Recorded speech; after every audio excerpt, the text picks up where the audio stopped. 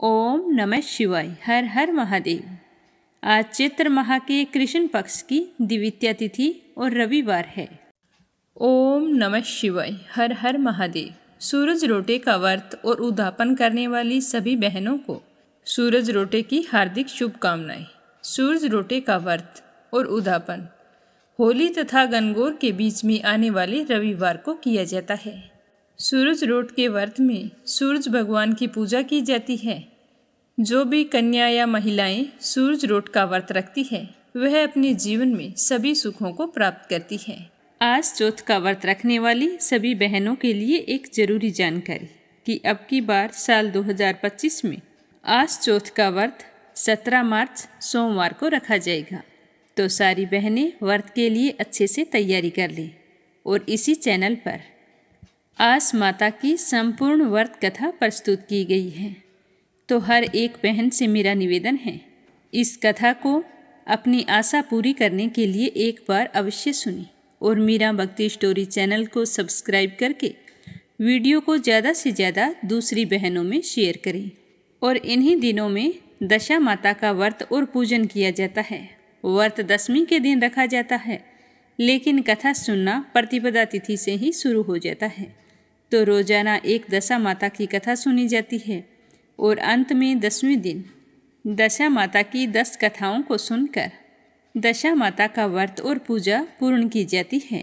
दशा माता का व्रत और पूजा घर की दशा सुधारने के लिए किया जाता है। चैत्र माह के कृष्ण पक्ष में ही शीतला अष्टमी का व्रत और पूजन किया जाता है। तो अब अपने सुनते हैं आज की कथा। प्रेम भाव से कहिए गणेश जी महाराज की जय हो। एक समय की बात है, एक गांव में एक बूढ़ी माई रहती थी। वह बहुत ही गरीब और दृष्टिहीन थी। उसके एक बेटा और एक बहू थे। उस बुढ़िया का नियम था कि सुबह सवेरे जल्दी उठती, स्नान करने के बाद में सबसे पहले गणेश जी के मंदिर जाकर गणेश भगवान की पूजा पूरे श्रद्धा भाव से किया करती थी। भक्ति भाव में उसकी खूब रुचि थी। तो गणेश जी भगवान उसकी पूजा से प्रसन्न हुए और प्रकट होकर कहने लगे कि बूढ़ी माई, मैं गणेश जी तुम्हारी पूजा से बहुत ही प्रसन्न हूँ। तुम जो चाहे सो मांग ले। तो बुढ़िया कहने लगी कि महाराज, मुझे तो कुछ मांगना ही नहीं आता कि मैं क्या और कैसे मांगूं। तो गणेश भगवान कहने लगे कि तुम सोच लो तुम्हें क्या मांगना है, मैं कल फिर आऊँगा। तो यह कहकर गणेश जी भगवान अंतर्ध्यान हो गए और बूढ़ी माई घर आ गई।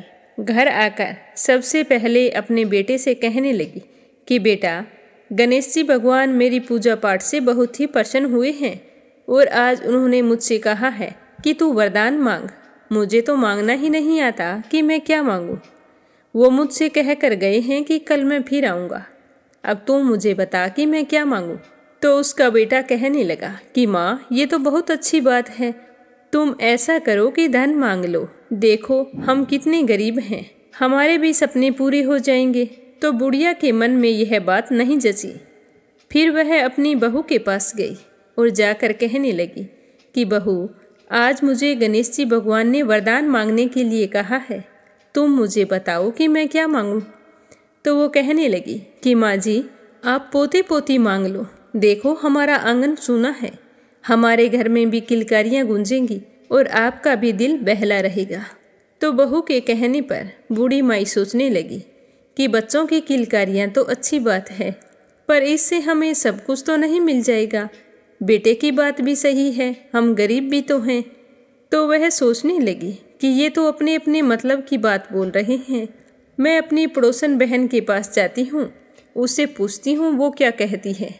तो उसके पास जाकर कहने लगी कि बहन, आज मुझे गणेश जी ने दर्शन दिए और कह रहे थे कि तुझे कुछ मांगना है वो मांग। तो तू मुझे बता कि मैं क्या मांगूं। बेटा तो कहता है कि धन मांग ले, बहू कहती है कि पोते पोती मांग ले। तो यह सुनकर उसकी पड़ोसन बोली कि क्यों तो तू धन मांगे और क्यों ही पोते पोती मांगे, तू तो थोड़े ही दिन जिएगी। ऐसा कर कि अपने लिए रोशनी मांग ले, जो कम से कम संसार तो देखेगी, तेरी जिंदगी आराम से कट जाएगी। तो पड़ोसन की बात सुन बुढ़िया सोचने लगी कि रोशनी तो मैं मांग लूँगी, पर संसार का क्या देखूँगी। बेटा और बहू 2 हैं, भरा पूरा परिवार हो तो ही आंखों से देखूं तो अच्छा लगता है। यह सोचते सोचते बूढ़ी माई सो गई। उसके कुछ भी समझ में नहीं आया। सुबह जल्दी उठी, स्नान करके जल्दी जल्दी मंदिर चली गई तो गणेश जी भगवान फिर प्रकट हुए और कहने लगे कि बूढ़ी माई कुछ सोचा क्या, आज मैं फिर आया हूँ। तो यह सुनकर बुढ़िया कहने लगी कि हे गणेश जी महाराज, आपको बारंबार प्रणाम है। अगर आप मुझ पर इतने ही प्रसन्न हैं तो मुझे 9 करोड़ की माया दे, निरोगी काया दे, अमर सुहाग दे, आंखों की रोशनी दे, नाती दे, पोता दे और सब परिवार को सुख दे, अंत में मोक्ष मिले, ऐसा वरदान दे। तो यह सुनते ही गणेश जी कहने लगे कि बुढ़िया माई, तुमने तो हमें ठग लिया। तुम तो कह रही थी कि मुझे मांगना ही नहीं आता और आज सब कुछ मांग लिया। पर जैसे तुमने मांगा है वो सब कुछ तुम्हें मिल जाएगा, क्योंकि मैं तुम्हारी श्रद्धा भक्ति से बहुत ही प्रसन्न हूँ। तो इस तरह आशीर्वाद देते ही बुढ़िया को आंखों से दिखाई देने लगा और गणेश जी भगवान के दर्शन पाकर वो बहुत ही खुश हुई। गणेश जी भगवान अंतर्ध्यान हो गए और फिर जैसा बुढ़िया ने मांगा था उसे वैसा सब कुछ मिल गया। हे गणेश जी महाराज, जैसे आपने उस बूढ़ी माँ को सब कुछ दिया वैसे ही सबको देना। जो श्रद्धा भाव से आपकी पूजा पाठ करके इस कथा को सुने उसकी सारी मनोकामनाएं पूर्ण करना। बोलो गणेश जी महाराज की जय हो। तो आज अपने एक कथा सुनेंगे दशा माता की। बोलो दशा माता की जय हो। एक समय की बात है, एक राजा था। उसकी 2 रानियां थी। बड़ी रानी के कोई संतान नहीं थी और छोटी रानी के एक बहुत ही सुंदर पुत्र था। तो राजा छोटी रानी और राजकुमार को खूब प्यार करता था। बड़ी रानी छोटी रानी से ईर्ष्या करने लगी। वह सोचने लगी कि अगर मैं राजकुमार के प्राण हर लूं तो राजा फिर छोटी रानी से बिल्कुल भी प्यार नहीं करेंगे। तो इस तरह वह छोटी रानी और राजकुमार से द्वेष भावना रखने लगी। समय बीतता गया, लेकिन बड़ी रानी हर समय राजकुमार को मारने की योजनाएं बनाती रहती। एक दिन राजकुमार खेलता खेलता बड़ी रानी के चौक में चला गया। बड़ी रानी ने राजकुमार के गले में एक काला सांप डाल दिया, पर छोटी रानी दशा माता का व्रत करती थी। राजकुमार दशा माता का ही दिया हुआ था। तो दशा माता की कृपा से राजकुमार के गले में जो सांप था वो गले में लिपटा रहा और थोड़ी देर बाद बिना नुकसान पहुंचाए चला गया। तो रानी को यह देखकर बहुत ही गुस्सा आया। वह सोचने लगी कि मैं इसे जिंदा तो नहीं छोड़ूंगी, इसके लिए चाहे मुझे कुछ भी करना पड़े। तो दूसरे दिन बड़ी रानी ने लड्डुओं में जहर मिला लिया। जब राजकुमार बाहर खेल रहा था तो उसे बड़े प्रेम पूर्वक आवाज़ लगाई। तो वह राजकुमार खुश होता हुआ भागता हुआ अपनी बड़ी माँ के पास आया। तो बड़ी रानी ने उसे अपने गोद में बैठाकर खाने के लिए लड्डू दिया। तो वह लड्डू को देखकर बहुत ही खुश हुआ और जैसे ही लड्डू को खाने के लिए अपनी मुंह की तरफ किया तो दशा माता उसी समय एक दासी का रूप धारण करके आई और राजकुमार के हाथ से लड्डू छीन लिए। तो यह देखकर बड़ी रानी को गुस्सा आ गया और वह क्रोध में दासी को डांटने लगी कि तुम्हारी ये ओछी हरकत मैं राजा को बताऊंगी। क्या किया है? मैं राजकुमार को लड्डू खिला रही थी तो इसमें क्या बुरा कर रही थी? तो दासी कहने लगी कि चलो अभी चलते हैं और इस लड्डू को भी साथ लेके चलते हैं, फैसला अपने आप हो जाएगा। तो दासी की बात सुनकर रानी डर गई, पर सोचने लगी कि राजकुमार को मैं किसी भी तरह मारना चाहती हूँ, अब मैं क्या करूँ? तो तीसरे दिन राजकुमार फिर बड़ी रानी के आंगन में खेलने गया तो रानी उसे पकड़कर एक कुएं में धकेल आई। कुआं बड़ी रानी के आंगन में था, इसीलिए किसी को पता भी नहीं चला कि राजकुमार कहाँ गया। लेकिन जैसे ही बड़ी रानी ने राजकुमार को कुएं में धकेला तो दशा माता ने उसे बीच में ही रोक लिया। इधर दोपहर हो जाने पर राजकुमार के ना लौटने पर राजा व छोटी रानी को चिंता सताने लगी। इधर उधर ढूंढा पर राजकुमार का कहीं पर भी पता नहीं चला। राजा बहुत परेशान थे और रानी आंसू बहा रही थी और मन ही मन दशा माता को याद कर रही थी कि हे माँ, आपने ही मुझे पुत्रवती बनाकर हंसाया था और आज आपके होते हुए मैं इस तरह से रो रही हूँ। पता नहीं मेरा पुत्र कहाँ होगा, किस हाल में होगा। कहीं कुछ मेरे पुत्र के साथ अनर्थ ना हो जाए। तो अपनी भक्तिन को इस तरह दुखी देखकर दशा माता को भी इस बात की चिंता हुई। पर दशा माता मन ही मन सोचने लगी कि मैं राजकुमार को उसके माँ बाप के पास कैसे पहुँचाऊँ। राजकुमार को तलाश करने वाले कर्मचारी निराश होकर बैठ गए। राजा और रानी पुत्र शोक में जोर जोर से रोने लगे। तो दशा माता से राजा और रानी का यह दुख देखा नहीं गया और तुरंत उन्होंने भिखारी का रूप धारण किया और राजकुमार को गले से लगाए हुए राजद्वार पर पहुंच गई। वह राजकुमार को एक वस्त्र में छिपाए हुए थी और वहां जाकर भिक्षा मांगने लगी। तो सिपाहियों ने उसे दुत्कार कर कहा कि तुझे भिक्षा की पड़ी है, यहाँ हमारा राजकुमार खो गया है। सारे लोग दुख और चिंता से व्याकुल हो रहे हैं। तो यह सुनकर दशा माता कहने लगी कि भाइयों, पुण्य का प्रभाव बड़ा ही विचित्र होता है। अगर मुझे भिक्षा मिल जाती है तो संभव है कि आपका खोया हुआ राजकुमार तुम्हें वापस मिल जाए।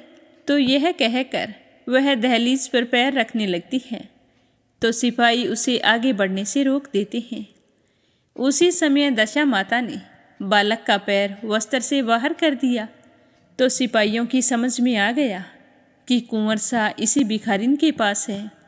तो उन्होंने उसे अंदर जाने दिया और दशा माता राजकुमार को लेकर महल के भीतर चली गई और ले जाकर उसे चौक में छोड़ दिया और वापस चली गई। परंतु रानी ने दशा माता रूपी भिखारिन को देख लिया था। उसने कहा कि मैया खड़ी रहो, कौन हो तुम? 3 दिन हो गए मेरे बेटे को छिपा कर रखा था, तुमने ऐसा क्यों किया? आज तुम्हें मेरे इस प्रश्न का उत्तर देना होगा। तुम्हें अंदाज़ा भी है कि मेरा क्या हाल हुआ होगा, किस तरह मैंने एक एक पल गुजारा है। तो दशा माता छोटी रानी की बात सुनकर वहीं पर ठहर गई और कहने लगी कि बेटा, मैं तुम्हारे पुत्र की चोरी करने वाली नहीं हूँ। मैं तो तुम्हारी आराध्या देवी दशा माता हूँ। मैं तुम्हें सचेत करने आई हूँ कि बड़ी रानी तुमसे ईर्ष्या रखती है। वह तुम्हारे पुत्र के प्राण हर लेना चाहती है। एक बार उसने तुम्हारे पुत्र के गले में काला सांप डाला था जिसे मैंने बचाया था, और दूसरी बार इसे जहर के लड्डू खाने के लिए दिए थे। तो उस समय भी मैं दासी का रूप धारण करके गई थी और तुम्हारे बेटे की रक्षा की थी। और तीसरी बार उसने अपने घर के आंगन में बने हुए कुएं में धकेल दिया था, तो मैंने इसे बीच में ही रोककर रक्षा की थी। इस समय मैं भिखारिन के वेश में तुम्हें सचेत करने आई हूँ। तो यह सुनकर छोटी रानी दशा माता के पैरों में गिरकर क्षमा मांगने लगी। छोटी रानी बड़े ही विनीत भाव से कहने लगी कि हे माँ, मैंने आपको नहीं पहचाना। मैं आपके व्रत रखती हूँ, पूजा पाठ करती हूँ।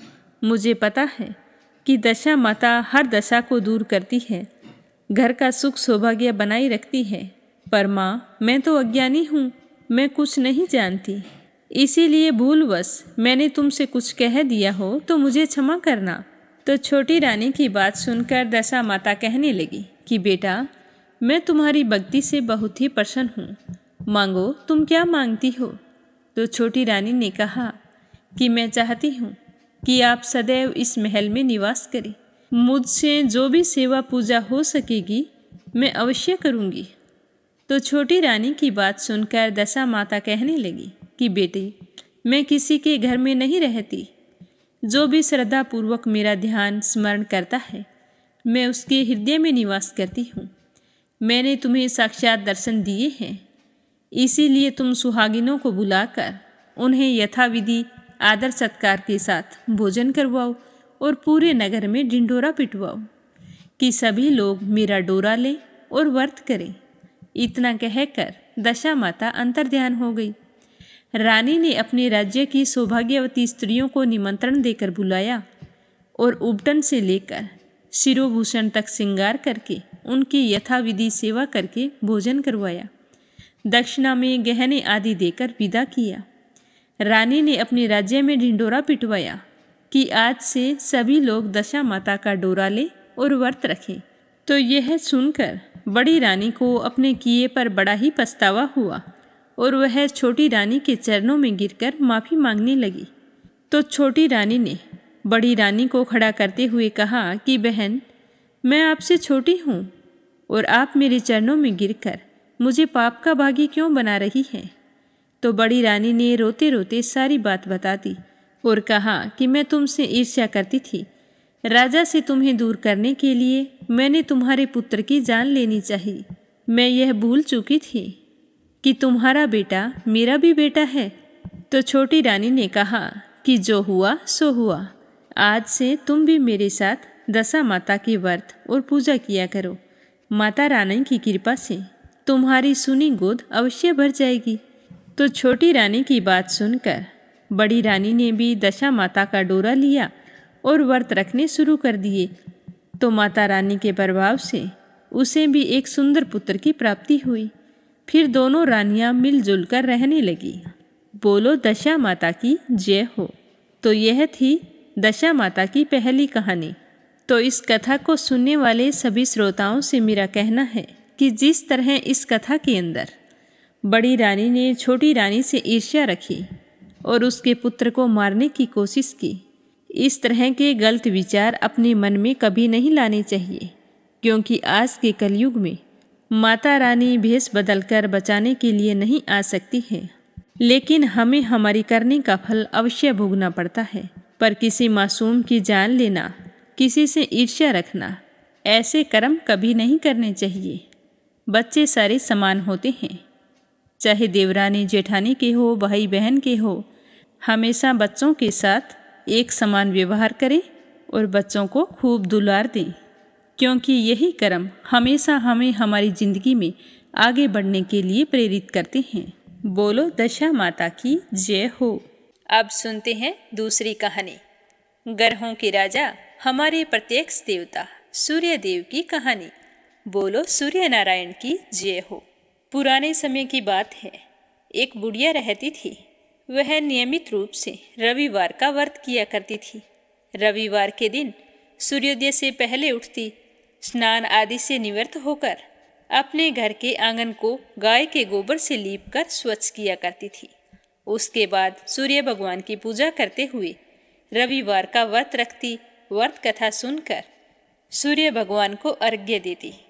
फिर पूरा दिन सूर्य देवता का स्मरण करते हुए दिन व्यतीत करती और शाम को एक ही समय भोजन करती थी। भोजन में वो कभी नमक नहीं खाती थी।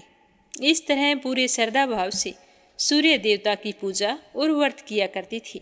भगवान सूर्य देव भी उसके भक्ति भाव से बहुत ही प्रसन्न थे। बुढ़िया को किसी भी तरह की कोई चिंता नहीं थी। उसके घर में धन धान्य सब कुछ था। तो उस बुढ़िया को सुखी देखकर उसकी पड़ोसन उससे बहुत ही जलती थी। बुढ़िया की गाय नहीं थी, तो वह बुढ़िया उस पड़ोसन के घर से ही गाय का गोबर लाकर अपने आंगन को लीपा करती थी। तो पड़ोसन सोचने लगी कि अगर बुढ़िया को गाय का गोबर ना मिले तो यह आंगन कैसे लीपेगी, और आंगन नहीं लीप पाएगी तो रविवार का व्रत और पूजा पाठ कैसे करेगी। मैं ऐसा करती हूँ, शनिवार के दिन शाम को ही गाय को घर के अंदर बांध लूँगी, फिर देखती हूँ कि बुढ़िया गाय का गोबर कहाँ से लाती है। तो पड़ोसन ने जैसा सोचा था वैसा ही किया। शनिवार के दिन शाम को गाय को घर के अंदर बांध लिया। अब दूसरे दिन रविवार को वह बुढ़िया जल्दी उठी, उठकर स्नान किया और फिर गाय का गोबर लेने के लिए घर से बाहर निकली। तो देखा कि पड़ोसन की गाय भी नहीं थी वहाँ पर। तो यह देखकर बुढ़िया बड़ी ही परेशान हुई। सोचने लगी कि अब मैं क्या करूँगी, आंगन कैसे लीपूंगी।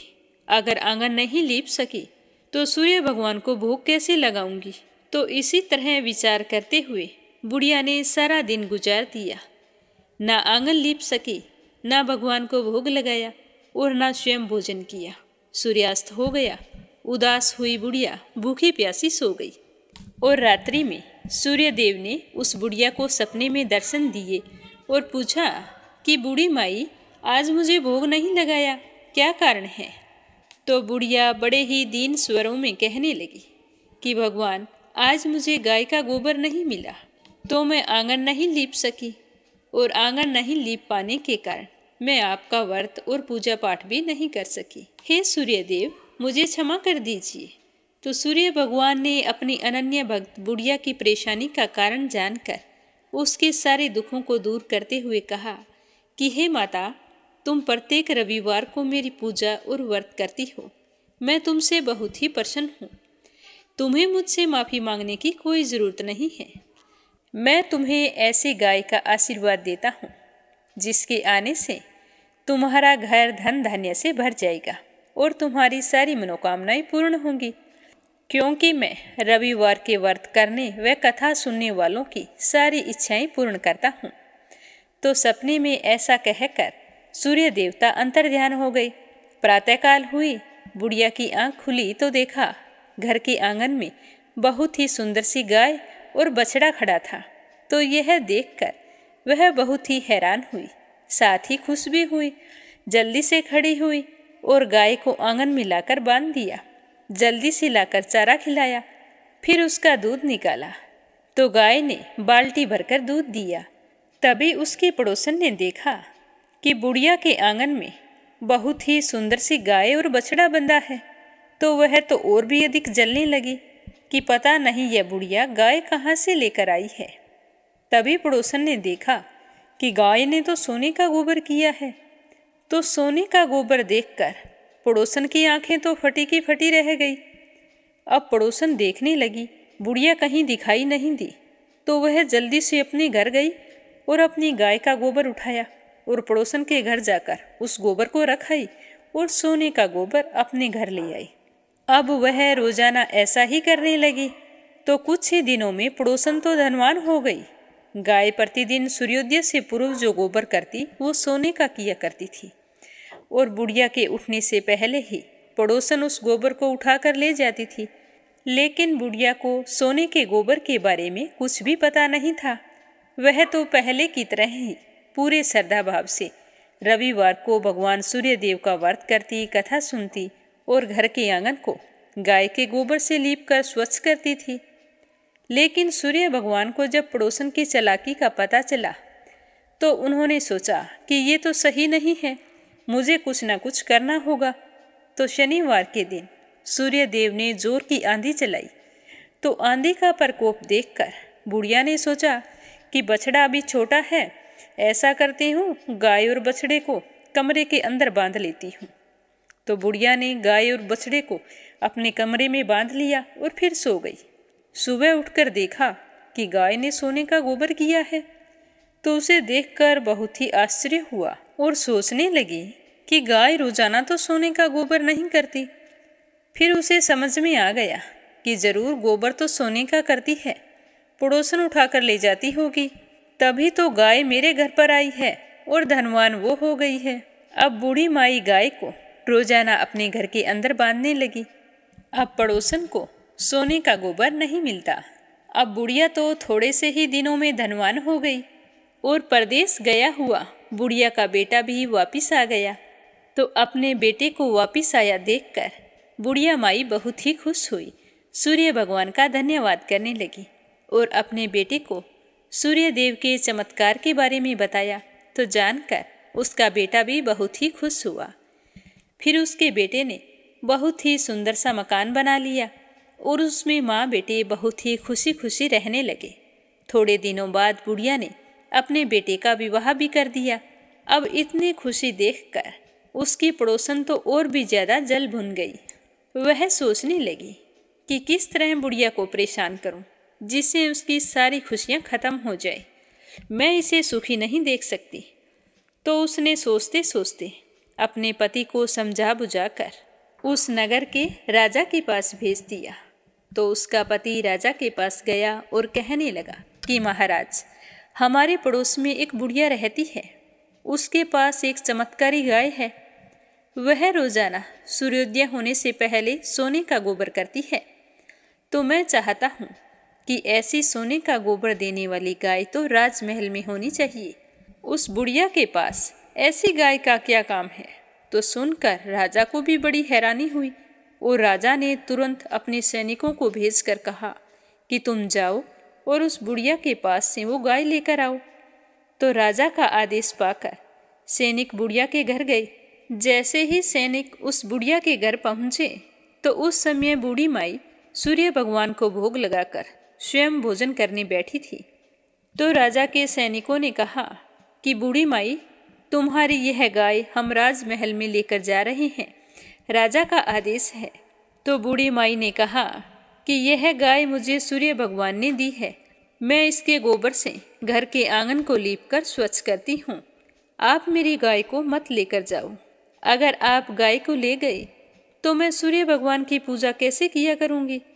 तो सैनिकों ने बुढ़िया की एक नहीं सुनी। बेचारी बुढ़िया बहुत रोई चिल्लाई, लेकिन राजा के सैनिक नहीं माने। गाय व बछड़े को लेकर चले गए। गाय के चले जाने के बाद में वह बुढ़िया बहुत ही दुखी हुई। उस दिन उसने कुछ नहीं खाया। अपनी माँ को उदास देखकर उसका बेटा कहने लगा कि माँ, तुम इस तरह उदास मत हो, तुम भोजन कर लो, बीमार पड़ जाओगी। राजा के आदेश के आगे हम कुछ नहीं कर सकते। आप इतना ही सोच लो कि भगवान ने हमें इतने ही दिनों के लिए गाय दी थी, मैं आपके लिए एक और अच्छी सी गाय खरीद के ले आऊँगा। पर बुढ़िया माई कहने लगी कि वो गाय तो मेरे भगवान ने मुझे दी थी। इस तरह कहकर वो रोने लगी। रोते रोते भूखी प्यासी ही सो गई और सारी रात सूर्य भगवान से गाय व बछड़े को लौटाने के लिए प्रार्थना करती रही। उधर राजा गाय को देखकर बहुत ही खुश हुआ और एक सुंदर से कमरे के अंदर गाय को बंधवा दिया और सोचने लगा कि अब तो मैं माला माल हो जाऊंगा। यह सोचते हुए राजा सो गया, परंतु खुशी के मारे नींद नहीं आ रही थी। सुबह हुई तो उठते ही राजा जल्दी से अपने कक्ष से बाहर निकले, यह सोचते हुए कि जाकर देखता हूँ कि गाय के सोने का गोबर कैसा है। तो जैसे ही अपने कमरे का दरवाज़ा खोला तो बहुत ही बुरी तरह से दुर्गंध आ रही थी। राजा की समझ में नहीं आ रहा था कि यह सब कुछ क्या हो रहा है। तो राजा ने बाहर निकलकर गाय के कमरे की ओर देखा तो बाहर तक लीद पसरी हुई पड़ी थी और सारा राजमहल दुर्गंध से भर गया था। तो यह देखकर राजा को बहुत ही गुस्सा आया और उन्होंने अपने सैनिकों को आदेश दिया कि तुम जल्दी से जाओ और उस बुढ़िया को यहाँ लेकर आओ। तो सैनिक राजा का आदेश पाकर बुढ़िया के घर की ओर चल पड़े। जाकर देखा बुढ़िया तो घर के बाहर बैठी रो रही थी। तो उसे देखकर कहने लगे कि आपको राजा ने बुलाया है, हमारे साथ चलो। तो वह बुढ़िया उन सैनिकों के साथ चल पड़ी। जैसे ही राज दरबार में पहुंची तो हाथ जोड़कर राजा को प्रणाम किया और आंसू बहाती रही। तो राजा ने पूछा कि हे बुढ़िया, मैंने तो सुना था कि यह गाय तुम्हारे घर सोने का गोबर किया करती थी, क्या तुम जादू टोने करती हो? तो वह बुढ़िया कहने लगी कि नहीं महाराज, मैं ऐसा कुछ नहीं करती हूँ। मैं तो सूर्य देव का व्रत रखती हूँ और उन्हीं की पूजा पाठ करती हूँ। मेरे पास गाय नहीं थी तो मैं पड़ोसन की गाय का गोबर ले जाकर अपने घर का आंगन लीपती थी और फिर सूर्य देव की पूजा करती थी। लेकिन पड़ोसन ने अपनी गाय का गोबर मुझे नहीं ले जाने दिया, तो मैं एक रविवार के दिन सूर्य भगवान की पूजा नहीं कर सकी। तो सूर्य भगवान ने प्रसन्न होकर यह गाय मुझे उपहार में दी है। हाँ महाराज, मेरे यहाँ यह सूर्य उदय होने से पहले का गोबर सोने का करती है। तो राजा कहने लगे कि मेरा तो सारा राजमहल लीद से भरा पड़ा है और बुरी तरह से दुर्गंध आ रही है। तो बुढ़िया ने कहा कि महाराज, इस विषय में मुझे कुछ नहीं पता, मैंने आपसे जो कुछ कहा है वह सब कुछ सच है। तो राजा को समझ में आ गया कि यह सब सूर्य देव का प्रकोप है। फिर राजा ने सैनिकों को भेजकर बुढ़िया के पड़ोसन और उसके पति को बुलाया। फिर उन दोनों को उनकी दुष्टता के लिए दंड दिया और बुढ़िया माई से अपनी गलती के लिए क्षमा मांगी। फिर गाय और बछड़े के साथ बूढ़ी माई को खूब सारा धन देकर विदा किया। फिर राजा ने पूरे राज्य में घोषणा करवाई कि सारे स्त्री पुरुष रविवार के व्रत किया करें। रविवार का व्रत करने से सभी लोगों के घर धन धान्य से भर गए, चारों ओर खुशहाली छा गई, सभी लोगों के शारीरिक कष्ट दूर हो गए। राज्य में सारे स्त्री पुरुष सुखपूर्वक जीवन यापन करने लगे। बोलो सूर्य भगवान की जय हो। अब अपने सुनते हैं विष्णु पुराण का आगे का अध्याय। बोलो श्री हरि विष्णु भगवान के अनंत स्वरूपों की जय हो। विष्णु पुराण की जय हो। कंस का अंत हो चुका था।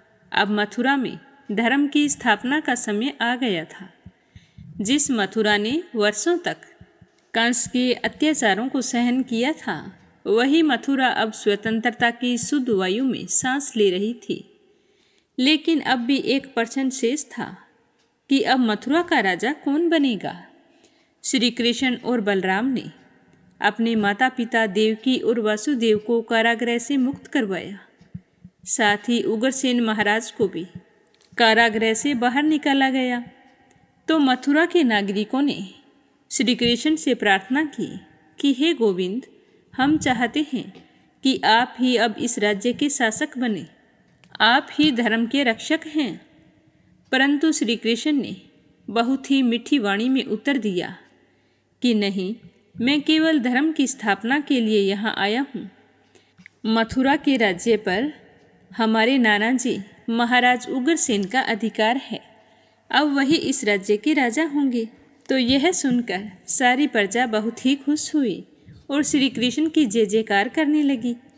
अब राजसभा में उग्रसेन का फिर से राज्याभिषेक किया गया। ऋषियों और ब्राह्मणों ने वेद मंत्रों का उच्चारण किया। श्री कृष्ण ने स्वयं अपने हाथों से उग्रसेन को राजमुकुट पहनाया। महाराज उग्रसेन की आंखों में आंसू थे। वो कहने लगे कि हे वासुदेव, आपने मेरे पुत्र का वध किया है, परंतु मैंने कभी आपको दोष नहीं दिया, क्योंकि आपने केवल धर्म की रक्षा की है। आज से यह राज्य आपका ही रहेगा। परंतु अपने नाना उग्रसेन की बात सुनकर श्री कृष्ण ने बड़ी ही विनम्रता से उत्तर दिया कि हे राजन, मैं केवल एक सेवक हूँ। मुझे कोई राज्य की लालसा नहीं है।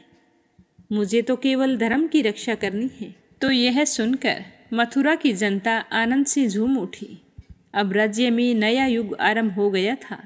लेकिन जब मगध में राजा जरासंध को यह समाचार मिला कि मेरे जवाई का वध श्री कृष्ण ने कर दिया है, तो उसका क्रोध भड़क उठा और वह बुरी तरह से शोक करने लगा कि मेरा दामाद कंस मारा गया, और वह भी कृष्ण और बलराम के द्वारा।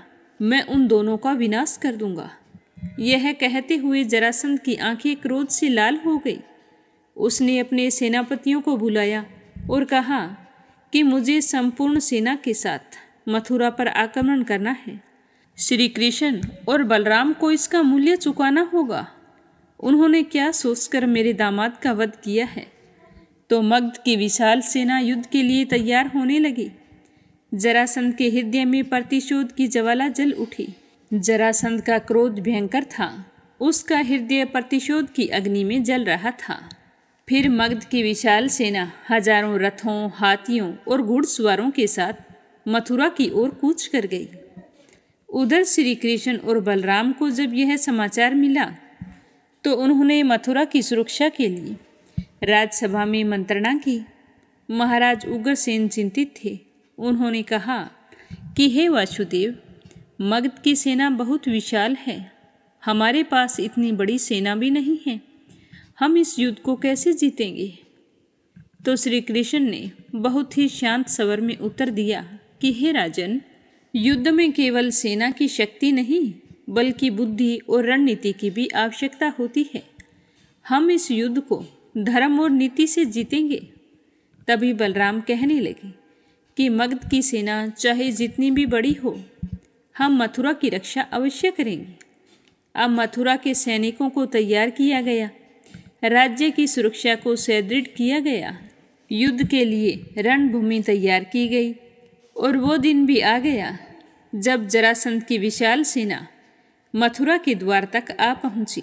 रणभेरी बज उठी, शंखनाद हुआ। युद्ध का बिगुल बज चुका था। मगध की सेना हजारों हाथियों और रथों ने मथुरा को घेर लिया था। श्री कृष्ण और बलराम स्वयं रथ पर सवार होकर रणभूमि में आए और इस तरह युद्ध आरंभ हो गया। बलराम का हल और गदा चक्र की भांति घूम रहे थे। श्री कृष्ण के बाण विद्युत की गति से शत्रुओं का संहार करने लगे।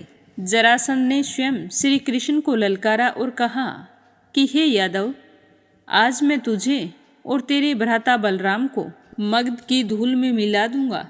तूने मेरे दामाद का वध किया है। तो यह सुनकर कान्हा जी मुस्कुराने लगे और कहने लगे कि हे जरासंध, अधर्म की आयु छोटी होती है। अब यह युद्ध ही प्रमाण देगा कि विजय किसकी होती है। तभी भीषण युद्ध शुरू हो गया। मथुरा के योद्धाओं ने वीरतापूर्वक युद्ध किया। श्री कृष्ण और बलराम ने हजारों शत्रुओं का संहार किया, परंतु मगध की सेना विशाल थी। युद्ध लंबा खिंचता चला गया।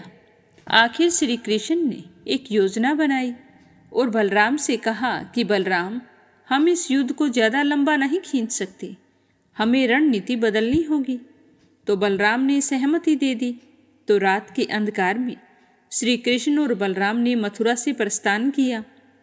अगली सुबह जब जरासंध ने देखा कि श्री कृष्ण और बलराम रणभूमि से गायब हो गए हैं, तो उन्होंने घोषणा की कि देखो, कृष्ण और बलराम युद्ध से भाग गए हैं। अब यह मथुरा मेरी है। लेकिन यह केवल एक भ्रम था।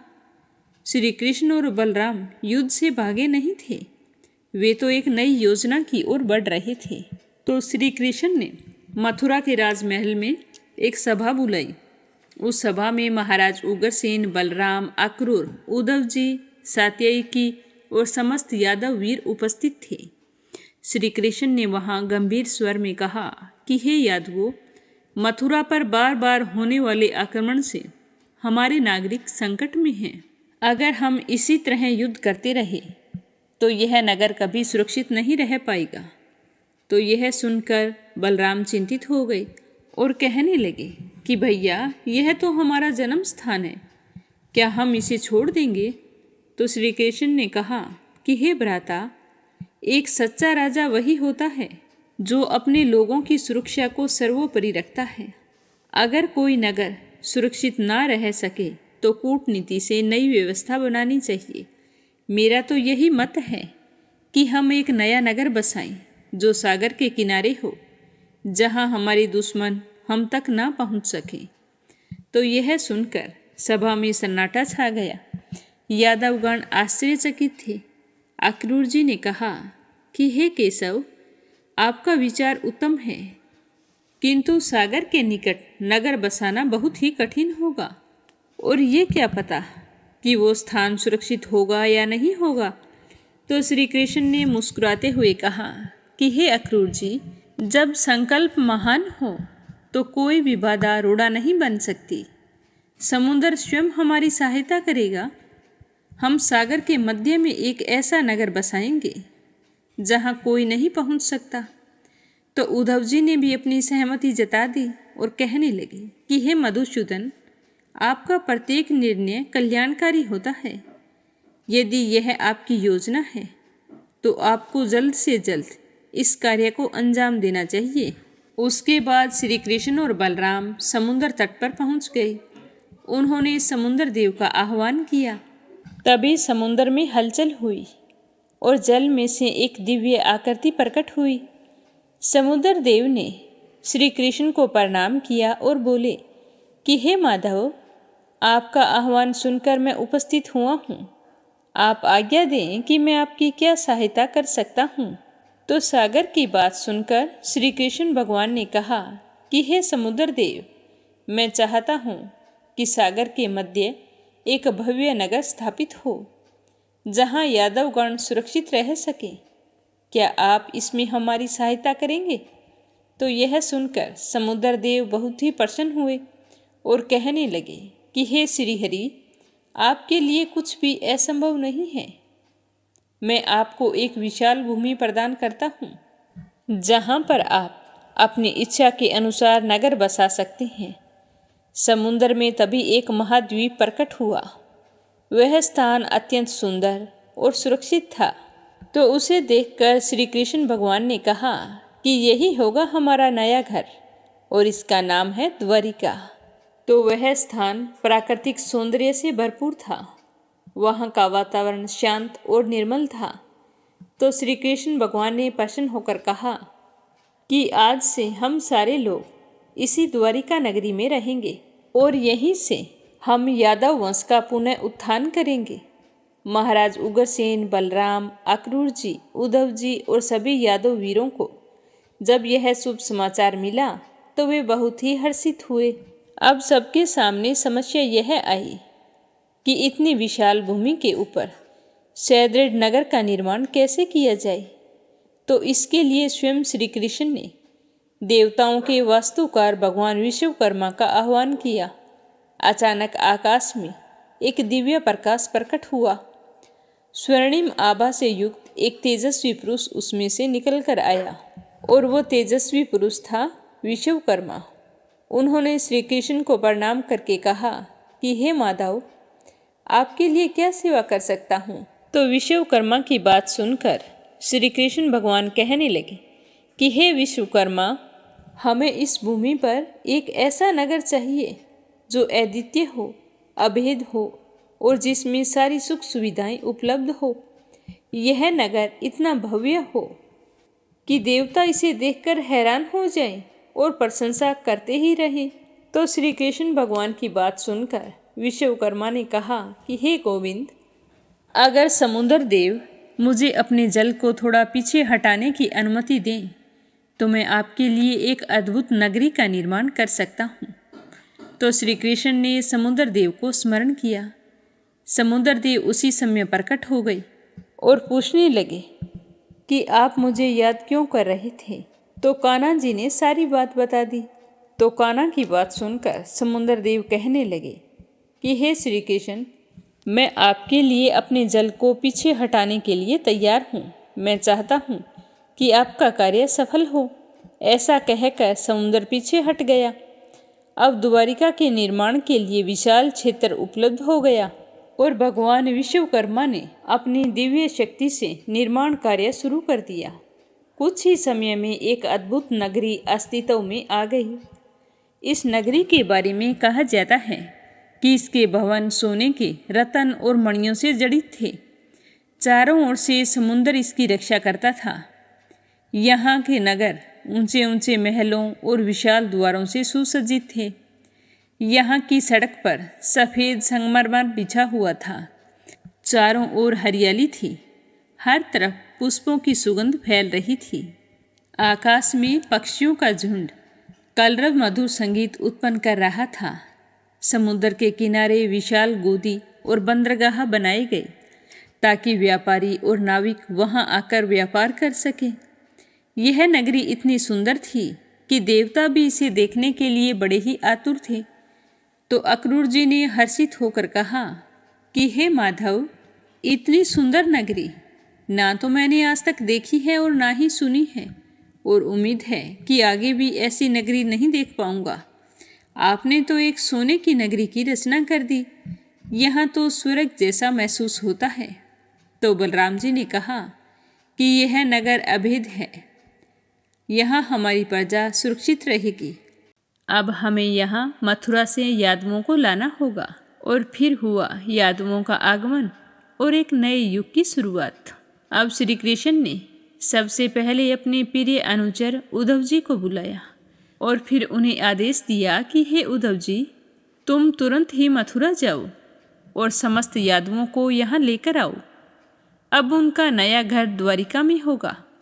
तो उद्धव जी श्री कृष्ण की बात सुनकर तुरंत मथुरा पहुँचे और वहाँ उन्होंने यादवों को श्री कृष्ण का संदेश कह सुनाया। सारे यादवगण दुविधा में फंसे हुए थे। वो सोच रहे थे कि यह भूमि हमारे पूर्वजों की है, क्या हमें इसे छोड़ देना चाहिए। तो अक्रूर जी ने उन्हें समझाया कि हमारा वास्तविक घर वही होता है जहाँ हम सुरक्षित और समृद्ध हों। श्री कृष्ण का निर्णय सदैव कल्याणकारी होता है।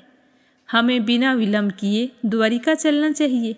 तो अक्रूर जी की बात सुनकर सारे यादवगण सहमत हो गए और फिर उन्होंने अपने परिवार, पशुधन, संपत्ति और आवश्यक वस्तुएं संग्रहित की और एक विशाल यात्रा प्रारंभ हुई।